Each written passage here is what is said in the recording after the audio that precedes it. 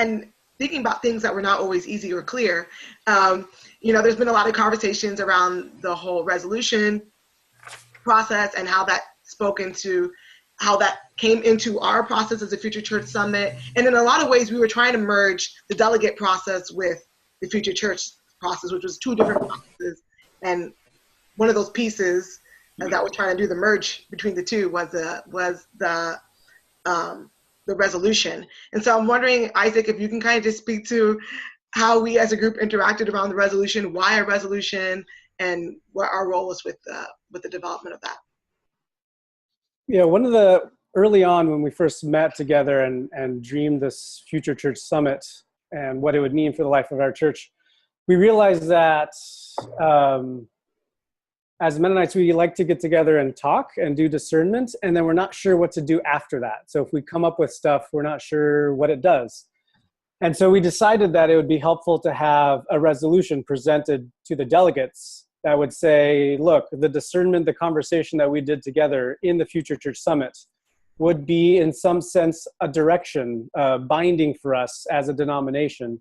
And how that looks in terms of our polity is it has to be a resolution that's affirmed by the delegate body. So we wrote a resolution early on that was going to be the culmination of our meeting and presented it to the executive board, who changed it a little bit, and then that resolution was presented to the delegate body at the end of after the Future Church Summit, and the delegate body changed it even further.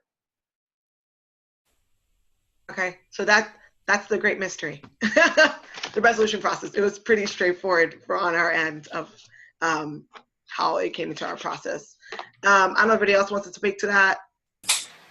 I read some of the articles in the Mennonite, I guess, that were online that went around, and one of the issues that some people had with being a resolution was apparently, resolutions need to, if they're going to have a resolution, people need to have time to discern it in their community. Is that correct? That's what I read, and I don't believe everything I read, but I guess that was your intention. That was your intention, was to have a resolution, to make this, the outcomes of this, the direction.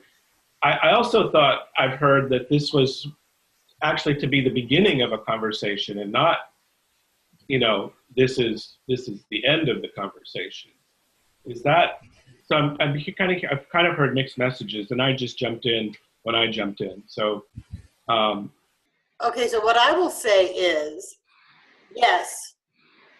And then I mean by that is, yes, this is the beginning. It's had this process, and the hope was for this resolution would be that this would help to shape, to give direction as we move forward to kind of put the flesh on, put the flesh on the results of the Future Church Summit. Now, in terms of delegate processes and all that stuff, I've never had to deal with that. So, I know that there are other people, I think Ken and Isaac and Luke probably, I don't know, Annabeth, have you been a delegate, and so you could understand that.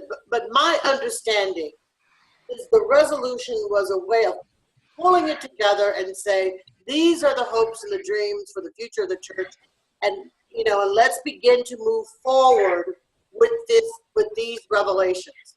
But I would add as well that, and please correct my memory on this, y'all, but that there was sort of a request of us from the EB that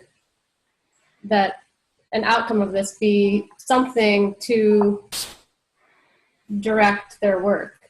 I don't think that was entirely, that didn't entirely arise just from our meeting in Orlando. Like, part of that felt like a response from what they were wanting. And then, I would always situate that resolution in all the other outcomes that we hoped for, which, we can speak on later. Yeah, I think, Annabeth, that's a good point about how there was direction from the board on this. I mean, one thing we have to realize is that our denomination is in the midst of transition. So we've had an executive director, for example, who's been our executive director for a long time, who's now retiring, and the board needs direction on who they're going to hire. We also, our denomination is suffering from budget cuts because a few conferences have decided to pull away from our denomination, and that means money. And so what do you do in the midst of having to make all of these decisions in terms of a denominational structure? Well, they need guidance. They need some sense from the delegates of what our future is going to look like to make those decisions. So yeah, like Annabeth was saying, there was definitely some desire from the board to have something to go on to make those kinds of really difficult decisions. Todd, back to your question about delegates and how our system works in terms of delegates making decisions. One thing that I've always thought is important in our polity is that we call the people we send to convention delegates, not representatives. So it's not the task of the person to say, I represent my congregation and this is what my congregation thinks. Instead, delegates are identified as people who a congregation trusts to make decisions, that they're faithful people who discern the Spirit, and that they can do that work on behalf of the church in multiple contexts. So it's not necessarily the case that all resolutions have to primarily be discerned in a congregation and then the congregation sends a representative to speak their voice. Maybe a most recent clear example of this is at the Kansas City Convention in 2015. The delegate body wrote a resolution from the floor in the midst of the meetings. That was a Black Lives Matter resolution that was presented by the African American Mennonite Association. And the delegates felt compelled to affirm it unanimously. I don't know, who knows if there's a few holdouts, but the vast majority of the delegates felt compelled to pass the resolution without ever checking with their congregations to make sure that that was their congregational voice. So delegates are given the room to discern as the Spirit leads in the midst of conversations, which I value as part of our polity. Yeah.